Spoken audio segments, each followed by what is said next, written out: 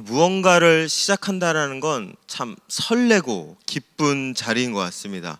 첫 아기가 태어나고 남자와 여자가 만나서 결혼을 하고 처음 학교에 가고 시작의 자리는 언제나 사람들이 축하해주는 설레는 그런 기대되는 자리입니다. 오늘 말씀에 나오는 가나의 혼인잔치도 한 남자와 한 여자가 결혼을 하여서 가정을 시작하는 복된 자리입니다. 이런 자리 가운데 많은 사람들이 그러한 그들의 인생을 축복해주고 함께 즐기며 기쁨의 자리로 나아오고 있는 건 당연한 일인 것 같습니다. 그런데 시작하는 자리, 설레고 기쁘고 좋기도 하지만 사실 서툴기도 합니다. 우리는 시작하면서 뭔가를 잘해보려고 하고 뭔가 좀 의도를 갖고 의욕을 갖고 열심히 해보려고 하지만 사실 그렇게 마음대로 잘 안 되죠. 저도 그랬습니다. 저희 첫애 예섬이를 낳고 나서 예섬이 한 100일 정도 지났을 때입니다. 이제 예섬이가 이제 아기가 이렇게 자라면서 당연히 손 발톱도 자라니까 부모들이 이제 아기 손 발톱을 깎아 주어야 되는데 저희 아내가 깎아 주었습니다. 근데 아기들은 가위로 깎아 줘야 되는 거 아십니까? 아기들은 가위로 깎아 줘야 되는데 모르고 손톱깎이로 깎아준 거예요. 근데 손톱깎이로 손톱을 깎아야 되는데 예, 그 살집도 같이 이렇게 찝게 돼서 피가 났었습니다. 근데 그때 이제 저희 장모님도 같이 계시고 제 아내가 저 이렇게 했었는데 제 아내가 그러니까 제가 갑자기 버럭 화내서 제가 뭐 하는 거야? 그러니까 저희 장모님도 어이구 사위가 이렇게 화내는 거 처음 보고 저도 이거 내가 갑자기 왜 갑자기 혼자서 이랬지? 저도 갑자기 자책이 되고 저희 아내는 당황하고 하여튼 그랬었던 적이 있습니다. 사실 처음이라는 자리가 무언가를 능숙하게 하는 자리가 되면 참 더 좋겠지만 그렇지 않습니다. 서툴고 부족하고 무언가 미약한 자리가 처음이고 시작입니다. 그런데 우리가 기억해야 될 것은 이 시작이 있어야 완성이 있습니다. 서툴더라도 부족하더라도 시작을 해야 끝맺음이 있고 그 안에 완성이 있다라는 것입니다. 오늘 말씀에서 나온 가나의 혼인잔치는 제가 앞서 말씀드렸다시피 남자와 여자가 만나서 결혼을 해서 가정을 시작하는 그 자리입니다. 그리고 여기는 예수님께서 첫 번째 표적을 일으킨 사건의 현장입니다. 한 가정의 시작, 예수님의 사역의 시작, 기적의 시작, 그리고 여기에는 또 다른 시작이 있습니다.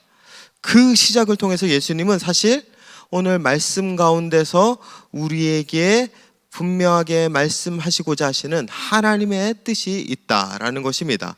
그것이 무엇인지 알기 위해서는 1절을 보면 알 수 있습니다. 1절 말씀 이렇게 나와 있죠.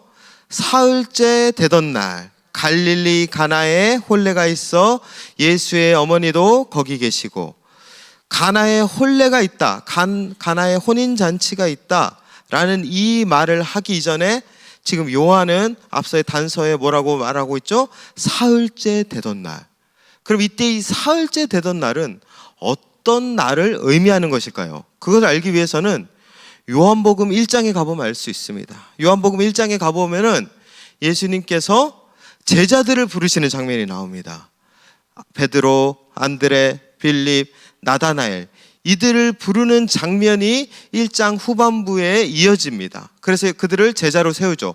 그리고 2장 1절에서는 그 사흘째 되던 날 예수님께서 제자를 부르시고 제자를 세우시고 3일이 지난 다음에 지금 가나의 혼인잔치에 갔다라는 것입니다. 왜 앞에 이 가나의 혼인잔치 이야기를 할 때 이 3일째 되던 날을 단서로 잡았을까요?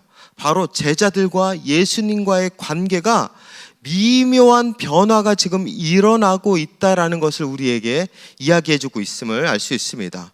당시 제자들은 어땠을까요? 예수님이 처음 나를 따르라 라고 했을 때 정말 모든 생업을 다 버리고 주님을 따랐습니다. 그런데 그 마음 가운데 주님께 완전한 신뢰가 그 마음에 있었을까요?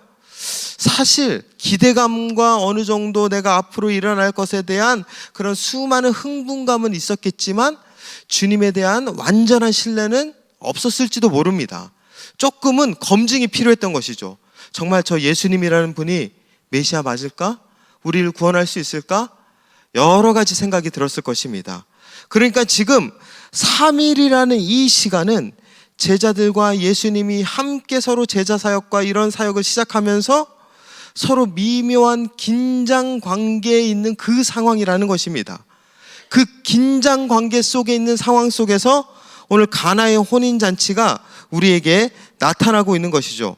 그리고 그 가나의 혼인잔치에서 지금 11절에 이렇게 결론지고 있습니다. 우리 11절 말씀 다 함께 한 목소리로 읽겠습니다. 시작.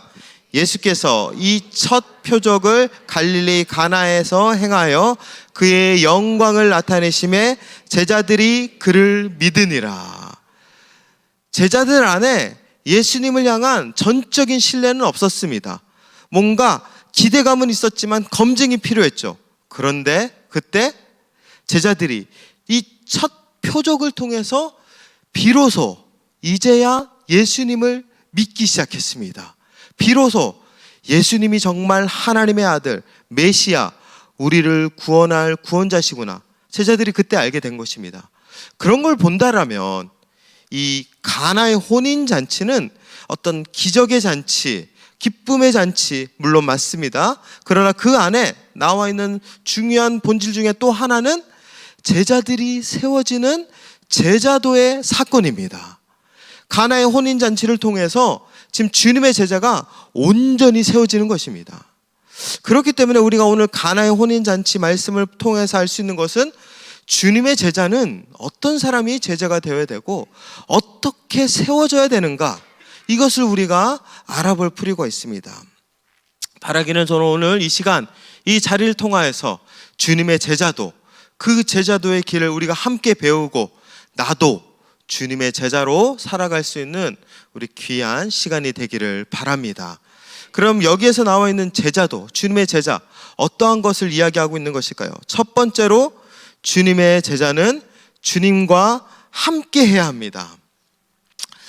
혼인잔치, 이때 당시의 혼인잔치는 한 일주일 정도 지속되는 그런 혼인잔치였습니다. 그런데 갑자기 지금 어떤 사건이 일어나죠? 포도주가 떨어졌습니다.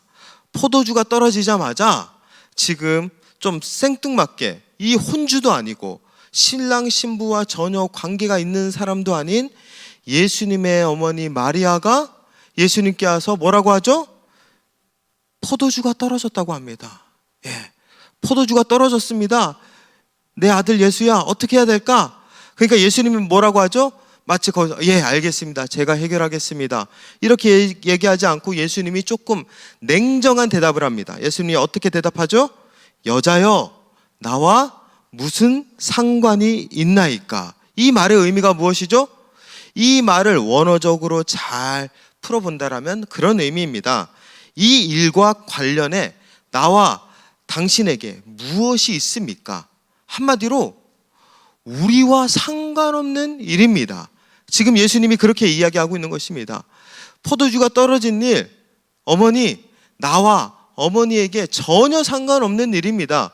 그런데 왜 이 일을 상관하려고 하십니까?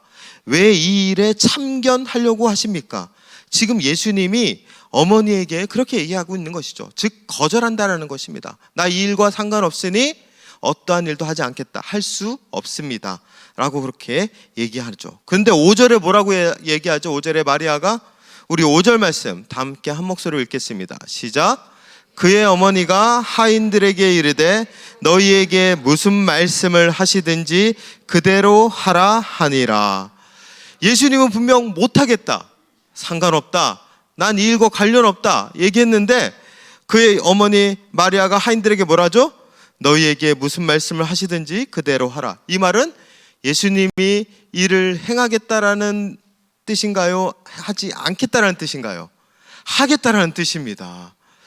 이 지금 전혀 소통이 안 되는 이 대화법이 여러분들은 공감이 되십니까? 저는 처음 해봤을 때는 공감이 안 됩니다. 분명히 예수님이 싫다고 했는데 어머니는 하인들한테 예수님이 뭐라고 하든지 가서 다 하시오 라고 그렇게 명령을 내리며 마치 예수님이 일을 할 것처럼 지금 이야기하고 있는 것입니다.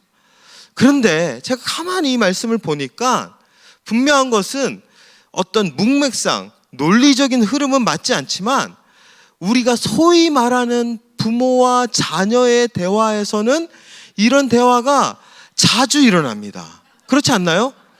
예를 들면 오늘 우리 자녀들 좀 고학년 사춘기가 들었습니다. 얘야, 주일이야, 교회 가야지. 그럼 애들이 뭐라고 하죠? 안 가! 이제 내가 거기 왜 가? 난 친구도 없고 재미도 없고 가면 따분하고 지루하고 졸리기만 해. 차라리 집에서 잘 거야. 안 가! 그 말 듣고 엄마가 이제 너는 교회 안 가는구나. 그래, 가지 마라. 그러나요? 엄마가 뭐라고 하죠? 빨리 밥 해놨어. 일어나. 씻어. 옷 입어. 성경책 챙겨. 아들이 싫건 좋건 엄마는 뭐라고 하죠? 갈 준비를 이미 다 하고 갈 것을 예상하고 아들에게 지시를 하지 않습니까? 사실 이것은 부모와 자식 간의 흔한 대화입니다. 오늘 예수님도 마리아와 그런 관계 속에서 지금 얘기하고 있는 것은 아닐까? 물론 분명한 사실은 우리가 천국 가서 예수님한테 물어봐야 알겠지만 저는 그런 느낌이 들었습니다. 예수님 엄마 마리아는 아들을 잘 알고 있습니다. 30년 동안 아들을 키우면서 아들 기저귀도 갈고 정말 아들 밥도 먹여보고 걸음마 아장아장 걷는 것도 가르치고 말도 가르치면서 이 예수님과 30년을 함께 살았습니다. 함께 하니까 누구보다 예수님이 어떠한 분인지 잘 알고 있었던 거죠. 우리 아들 예수, 그리고 하나님께서 나에게 주신 인류의 구원자 예수 그리스도, 그분을 잘 알고 있었습니다. 잘 아니까 지금 예수님께서 말로는 싫다고 하고 못하겠다고 해도 결국에는 내 아들 예수의 성품상, 성격상 반드시 이 일을 할 것을 알고 있었던 것이죠. 그래서 지금 마리아는 예수님이 뭐라고 했던 것 간에 예수님께 그 일을 맡겨버린 것입니다. 저는 이 말씀을 보면서 첫 번째 제자도의 모습을 우리에게 하나님께서 말씀해 주는 것 같습니다. 우리의 삶 가운데서 사실 누군가를 잘 알아야 그와 함께 동행하며 그가 무엇을 하든 말을 어떻게 하든 그 의도를 파악하며 함께 무엇이든 할 수 있습니다.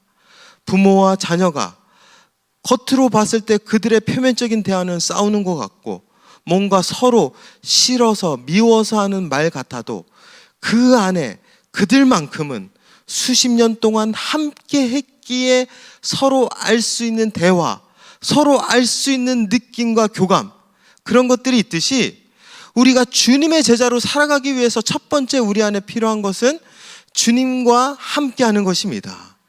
주님과 함께 동행하며 살아가는 자들, 그들은 주님을 잘 알기 때문에 주님 안에서 온전히 주님의 의도를 파악하며 그 말씀 따라서 살아갈 수 있는 것입니다. 마치 마리아가 예수님을 알아 예수님의 그 표면적인 말과는 상관없이 그의 진정한 의도를 알고 이행했듯이 우리의 삶 속에서도 우리가 주님의 제자로 살기 위해서는 주님과 함께 해야 합니다. 주님과 동행해야 합니다. 여러분들은 얼마나 주님과 동행하고 계십니까? 얼마나 주님과 함께하는 삶을 누리고 계십니까? 내가 지금 주님과 함께하고 있는지 아닌지를 점검해 보려면은 내가 일상생활에서 얼마나 주님 때문에 불편함을 겪고 있는지 그것을 점검해 보면 됩니다. 사실 우리의 삶 가운데 누구와 함께 한다는 것은 그 사람을 의식할 수밖에 없습니다. 내 옆에 있는 사람, 괜히 그 사람이 신경 써서 나 혼자 있을 때는 먹고 싶은 거 먹으러 가면 되고 그냥 편하게 쉴 때 쉬고 싶으면 됩니다. 그런데 옆에 누군가가 있으면 먹고 싶은 거 있어도 어떻게 하죠? 한번 물어봅니다. 뭐 먹을래? 뭐 먹고 싶은 거 있어? 그래서 그 사람이 나는 정말 싫은 거 먹고 싶다고 해도 어떻게 하죠? 어떨 때는 따라가야 할 때가 있습니다. 이것이 동행의 첫 번째 원칙입니다. 동행한 삶은 의식하기 때문에 불편할 수밖에 없고 그걸 계속 생각하고 염두에 둘 수밖에 없습니다. 여러분들의 삶 속에 예수님과 함께 동행하고 있다라면 여러분들의 삶은 예수님 때문에 첫 번째로 불편해질 수 있습니다. 이전에는 그냥 했던, 당연하게 했던 말과 행동들이 어느 순간 불편해지고 의식이 되는 거죠. 이렇게 말해도 되나? 내가 이렇게 행해도 되나? 내가 이렇게 살아도 되나? 내 안에 이전의 삶의 모든 자리들이 점점 불편해지는 것입니다. 저희 딸은 이제 초등학교 4학년이 되었습니다. 저는 집에서 편한 복장으로 있는데 4학년이 되기 시작한 저희 딸이 이제 저에게 이야기를 하더라고요. 좀 민망한 얘기지만 저에게 이렇게 얘기합니다. 아빠, 이제는 바지를 입어야 될 때가 되지 않았을까? 이제 의식하기 시작한 겁니다. 저도 의식이 되더라고요. 그러니까 이제 서로 복식을 갖춰 있고 집에서 있어야 합니다. 내 마음대로 편하게 있을 수 없다라는 것이죠. 사실 우리의 삶 속에서도 이러한 점차의 변화가 주님과 동행하는 자의 삶이라는 것입니다. 이 변화가 어느 순간 불편함이 아닌 편함이 될 때 우리는 주님과 동행하는 그 자리가 일상이 될 수 있습니다. 주님과 동행하는 그 자리가 어느 순간 내 삶 가운데 당연한 자리가 될 수 있다라는 것입니다.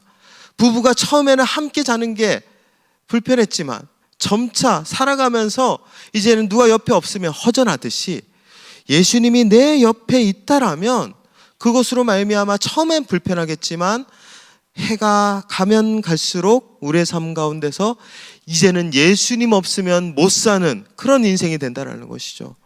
바라기는 우리 모든 성도님들이 그러한 삶을 누리시기를 축원드립니다. 주님이 함께하는 삶, 그 삶이 첫 번째 제자도의 원리입니다. 그런데 여기서 우리가 좀 기억해야 될 것이 있습니다.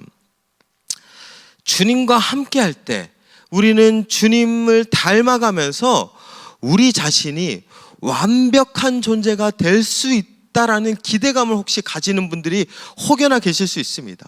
그래서 그러한 정죄를 하는 분들이 있죠. 저 사람은 신앙생활 수십 년 했는데 아직도 저런 약점을 갖고 있어? 저 사람은 신앙생활 저렇게 열심히 하고 있는데 어떻게 저렇게 말하고 저렇게 행동할 수 있어? 우리는 그런 생각을 할 수 있다는 것입니다. 신앙의 연수가 오래 쌓이고 예수님과 함께 오래 살아가면 살아갈수록 우리 자신이 뭔가 완벽해지고 완전한 존재로 나아갈 것에 대한 기대를 하고 있다는 것이죠. 그런데 사실 그렇지는 않습니다. 오늘 말씀에서 마리아와 예수님의 관계를 우리가 한번 생각해 봅시다. 마리아는 지금 30년 동안 예수님과 함께 했습니다. 예수님은 마리아에게 어떤 아들이었을까요? 완벽한 아들이었겠죠. 완전한 아들이었습니다. 흠도 없고 티도 없는 정말 엄친아 중에 엄친아, 그 완벽 그 자체가 예수님이었겠죠. 그렇다면 반대로 마리아는 예수님에게 완벽한 어머니였을까요? 그렇지 않았을 겁니다. 근데 가톨릭에서는, 천주교에서는 마리아 무호소를 주장합니다. 그 이유가 간단합니다. 완전한 예수님을 잉태하여 완전한 예수님을 낳은 존재가 불완전한 존재일 수 없다.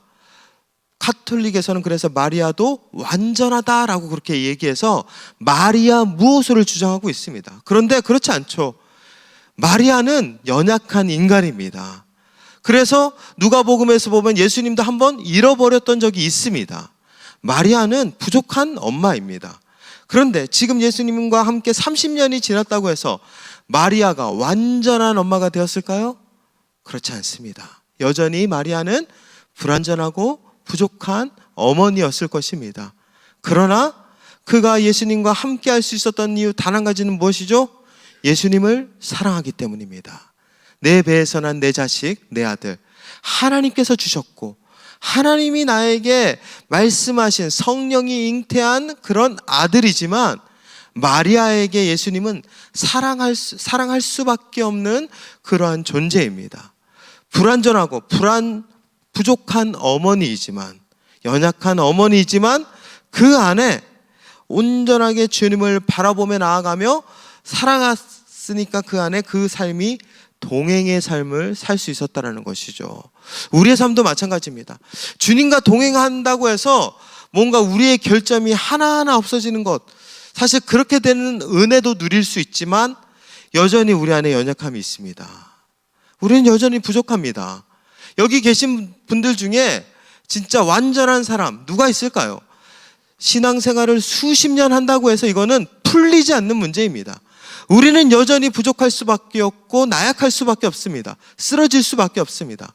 그러나 우리가 그럼에도 불구하고 붙잡아야 될 사실은 주님을 사랑하는 그 마음으로 주님 바라보며 살아가는 삶, 그 삶이 주님이 말씀하시는 진정한 제자라고 우리에게 이야기하고 있습니다. 우리 성도님들이 그러한 삶 사시기를 바랍니다. 나는 여전히 부족하고 미약하죠. 실수하고 넘어집니다. 그러나 주님 사랑하는 마음으로 주님과 함께 동행한다라면 지금 내 삶이 주님이 기뻐하시는 제자도의 삶이 될 것입니다. 두 번째로 나오고 있는 여기에서 나온 제자도의 두 번째 특징은 주님의 제자는 순종해야 합니다. 오늘 말씀에서 그렇게 마리아의 요청에 따라서 하인들은 예수님 앞에 섭니다. 그러니까 정말 예수님께서 이 하인들에게 지시를 하죠. 6절에 보면 두세 통 드는 돌 항아리 6이 있다라고 합니다. 돌 항아리 한 통에 한 몇 리터 정도 들어갈까요? 한 3통 들어간다라고 치면 거의 한 90리터에서 100리터 정도 들어갑니다. 그러니까 6개면 거의 600리터죠. 그 600리터 정도 들어가는 물 항아리에 예수님께서 물을 채우라고 하죠. 그러자 하인들은 아기까지 물을 채웁니다. 그리고 그 물을 채운 물을 갖다 주자 그것이 포도주로 변해서 많은 사람들이 포도주를 먹고 잔치의 흥이 이어지는 기적이 그 가운데 일어나게 됩니다. 저는 여기서 이 하인들을 한번 생각해 볼 수 있으면 좋을 것 같습니다. 사실 600리터를 채운다, 쉬운 일이 아니죠. 하인들이 몇 명이 되는지 알 수 없지만 그들이 계속 먼 거리를 이동하면서 물을 채우는 일은 고된 노동입니다. 결코 쉬운 일이 아닙니다. 그리고 더 중요한 것은 예수님께서 이들에게 왜 물을 채우라고 했는지 말하고 있지 않습니다. 예수님은 그냥 물 채우라고 합니다. 지금 하인들의 눈에 보았을 때 지금 이 혼인잔치에서 필요한 건 무엇이죠? 포도주입니다. 포도주가 떨어졌으니까 포도주를 구해야 합니다. 그런데 예수님은 포도주랑 상관없이 물을 채우라고 합니다. 하인들의 마음이 어땠을까요? 조금 이해가 안 됐을 겁니다. 왜 물을 채워야 되지? 포도주를 구해야 되는데, 포도주를 어디서 빌려오기라도 해야 되는데 왜 물을 채워야 되지? 하인들은 그 마음 가운데 의문이 들을 수 있었다는 것입니다. 그럼에도 불구하고 하인들은 어떻게 했죠? 아기까지 물을 채웠습니다. 여기서 우리가 놀라운 사실은 예수님은 그냥 물 채우라고 했는데 하인들은 아기까지 채웠습니다. 예수님이 아기까지 물을 채우라고 하지 않았던 것입니다. 그런데 하인들은 물을 아기까지 채웠습니다.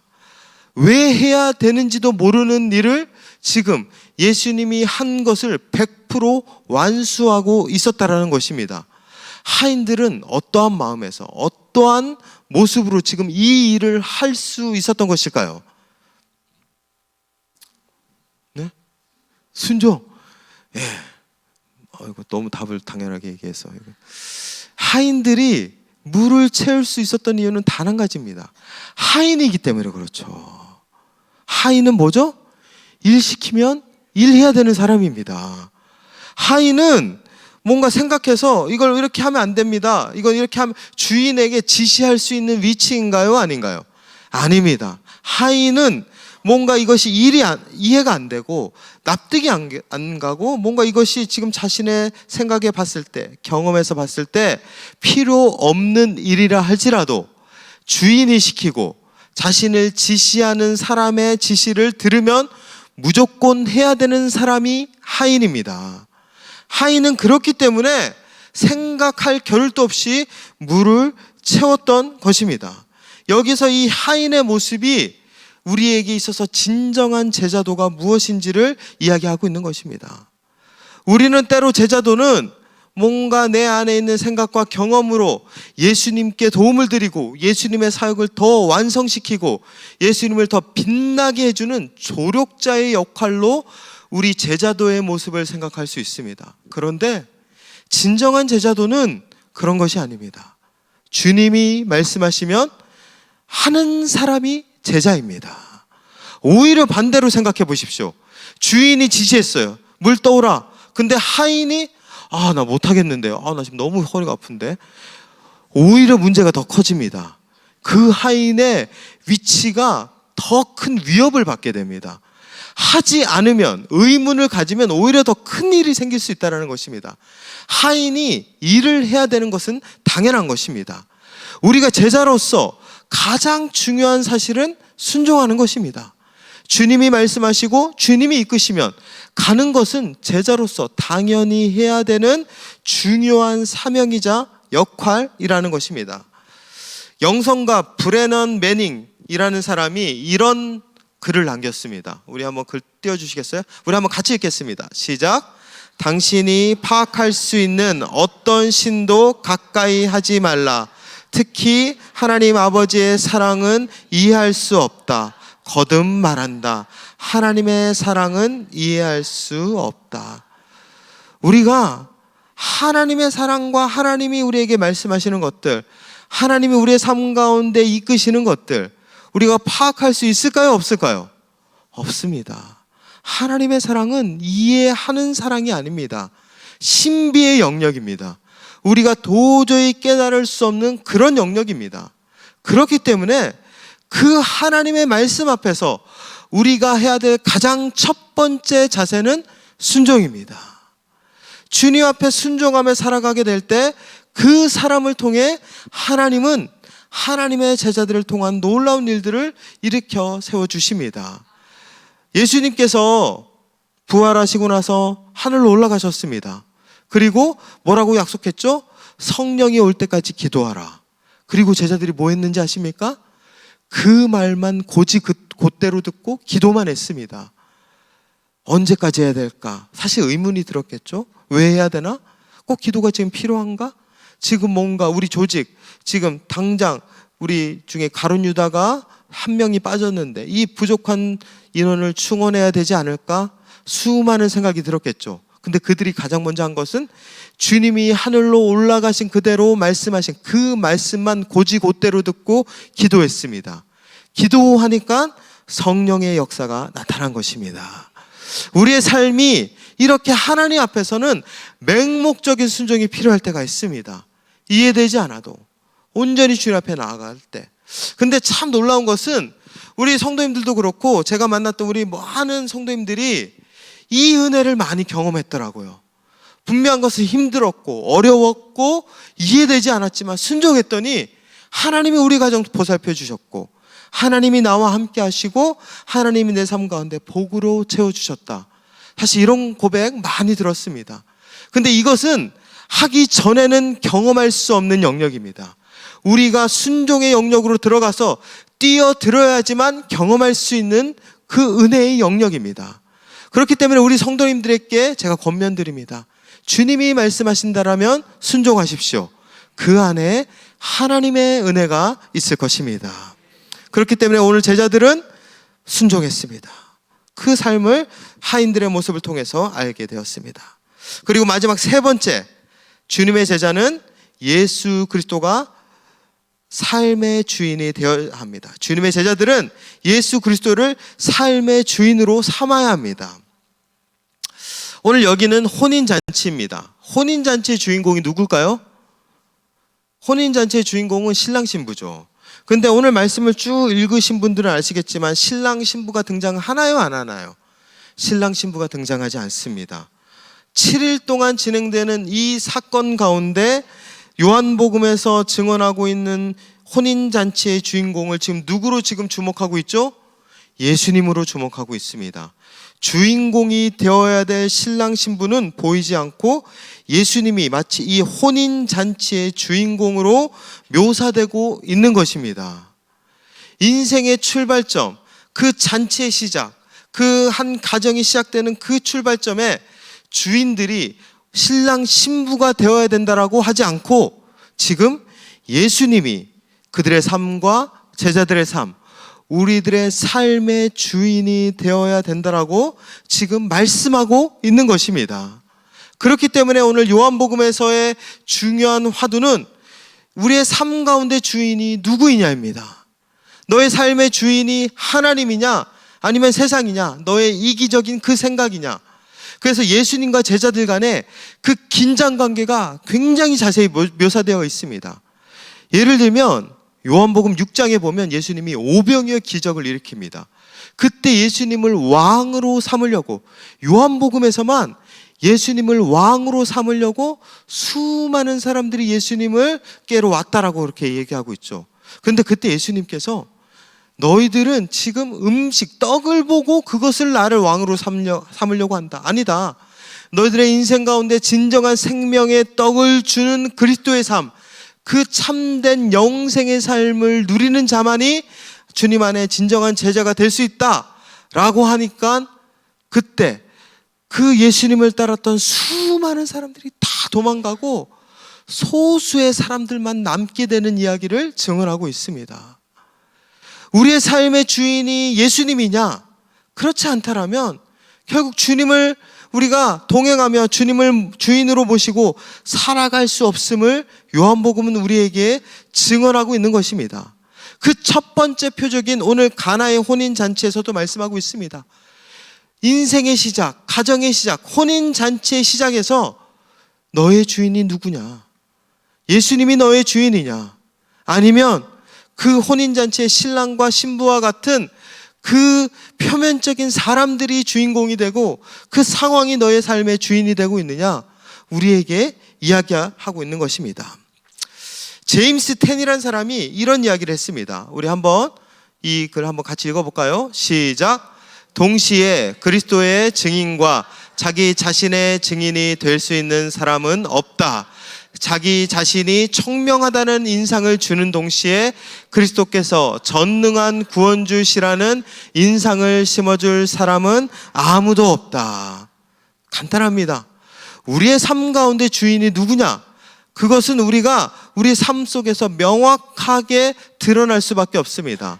제임스 테니는 우리의 삶 가운데 예수님과 나를 동시에 증인으로 사는 삶은 불가능하다고 이야기합니다.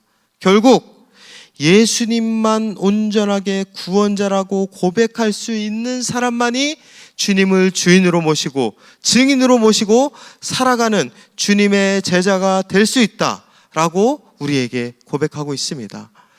여러분의 삶의 주인은 누구십니까? 우리의 삶의 주인은 예수 그리스도십니다. 예수 그리스도가 우리의 삶의 주인이 되었다는 것은 우리의 삶의 모든 결정과 모든 주도권의 그분에게 있다는 것입니다. 그분이 말씀하시는 대로, 그분이 주장하시는 대로, 그분이 보여주시는 대로 살아가는 삶, 그 삶이 예수 그리스도를 주인으로 모시는 삶입니다. 오늘 말씀에서는 이러한 메타포 상징이 또 한 번 나오는 곳이 있습니다. 어디냐면 바로 포도주입니다.